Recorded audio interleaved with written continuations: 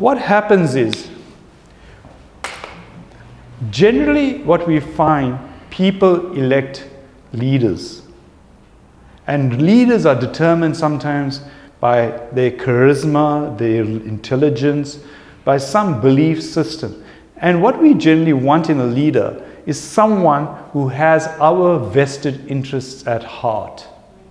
Someone that represents our agenda. So for example, if you see yourself as wanting to be a wealthy person in terms of finances, you will elect someone that says, hey, I will make everyone in the country wealthy. Which can be quite challenging, but sometimes we get sold on the concept. Okay? And what happens is, we all at some level will go for someone with vested interests or holds our agenda.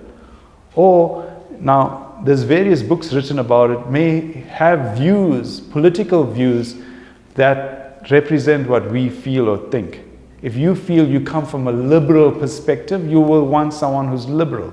If you feel you want conservatism, you'll go for a conservative view. And how that will happen, it doesn't mean you have to be liberal or conservative. If you endeavor, and this is very fascinating for us as human beings, we can be very outward looking and saying, I want to embrace the world, and that will be more in keeping with a liberal view, one will argue. But if you feel I need structure, I need anchor, you will go for a more traditional conservative view.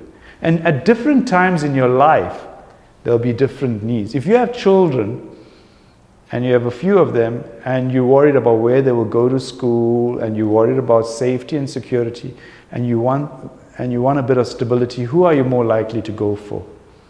Conservative. If you are comfortable, secure, safe, have lots at your disposal, and want to have a passport that allows you to travel and embrace the entire world, you possibly may go for, I'm not saying in every case, a more liberal view, right? Let's embrace the whole world. So it's fascinating, and that can be driven by your fears, one way or the other. If you are fearful of the outside, you may go for someone who's a bit more structured and traditional and want to develop the country's military.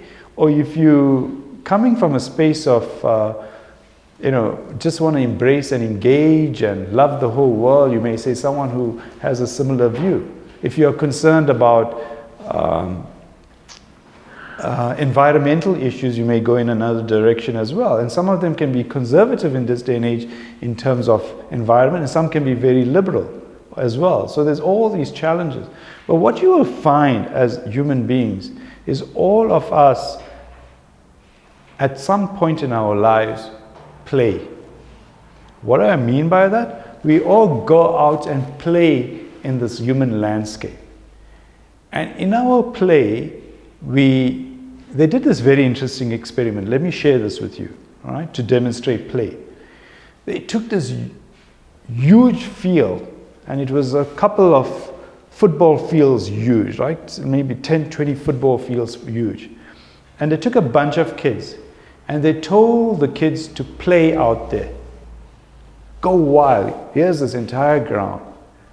How do you, in terms of space, how do you think the kids played? They used the 10 football fields? What did they do?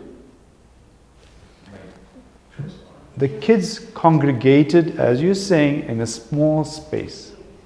And they looked at this space, and then they did another experiment with the same kids.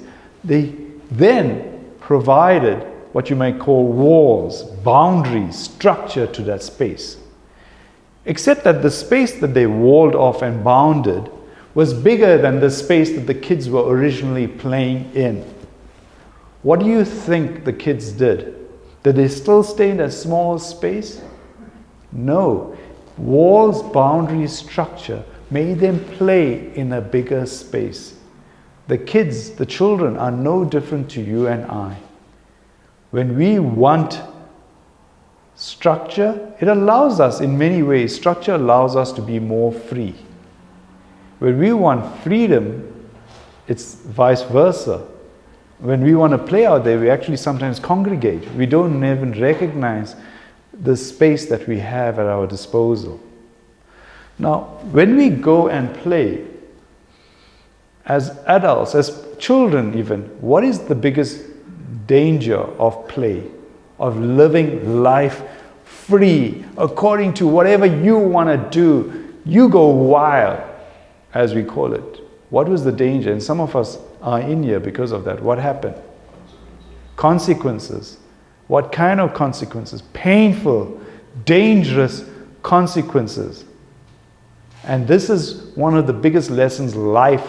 You don't need anyone to teach you this. Life teaches you that. As much as you may have got away with your liberty, your freedom, in terms of doing whatever you wanted to do in life, it gets you into trouble.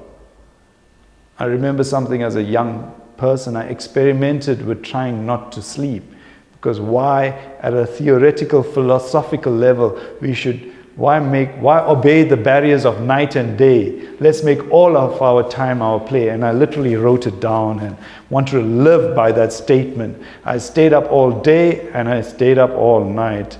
I was buggered in the morning. And as a doctor, I've done that quite a few times in terms of work. But it's fascinating, as much as you think you have the mindset that you will achieve, you are finished. The body wanted to sleep and the guys are like, I told you so.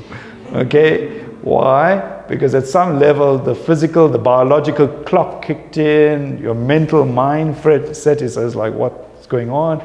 And emotionally, you just need some sleep.